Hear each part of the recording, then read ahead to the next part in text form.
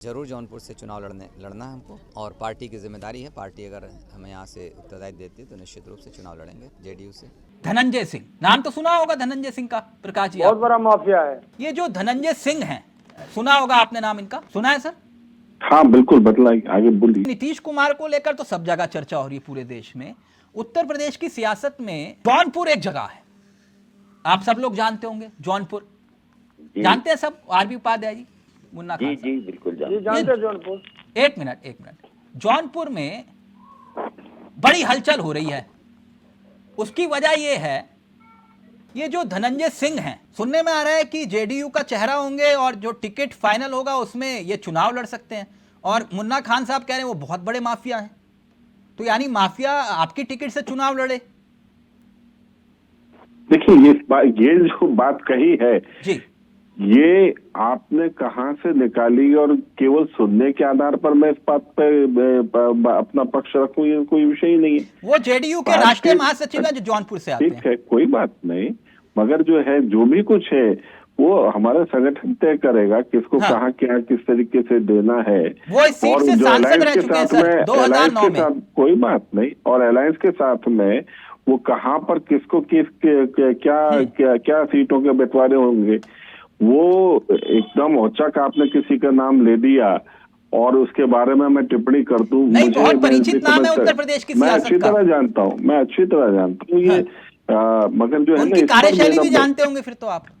देखिए ये कोई बात नहीं है। आप क्या ये मतलब मैं आई कांट से कि जो है ना, ये किस प्रकार की डिबेट कर रहे हैं हम लोग। मैं एक व्यक्ति के बारे में यहाँ पर कहने के लिए नहीं, मैं अपनी पार्टी का पक्ष लेने के लिए बैठा हुआ हूँ, अपना पार्टी का पक्ष बोलने के लिए बैठा हुआ हूँ।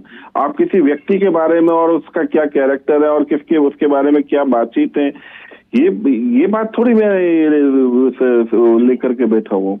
आप जो है ना पार्टी के पक्ष की बात करें, पार्टी क्या काम कर रही है, हमारे अलायंसेस के साथ में हमारा किस तरीके से टिकट डिस्ट्रीब्यूशन होगा, वो हम नहीं तय करने वाले टीवी पर, वो हमारे जो संगठन की जो उच्च अधिकारी है वो तय करेंगे। जेडीयू का चेहरा है उत्तर प्रदेश में, इसलिए मैंने आपसे पूछ लिया सवाल। अगर आप गुस्सा हो रहे हैं तो मैं नहीं पूछूंगा वो सवाल। आप एक बात बताएं, उनके ऊपर कई मुकदमे दर्ज हैं, वो आरोप लगाते हुए आए, तो मैं इसलिए सवाल कर रहा था। मैं कह रहा हूँ कि जेडीयू का चेहरा है क्या नहीं है, वो इस वक्त में हम कहां से तय कर लेंगे।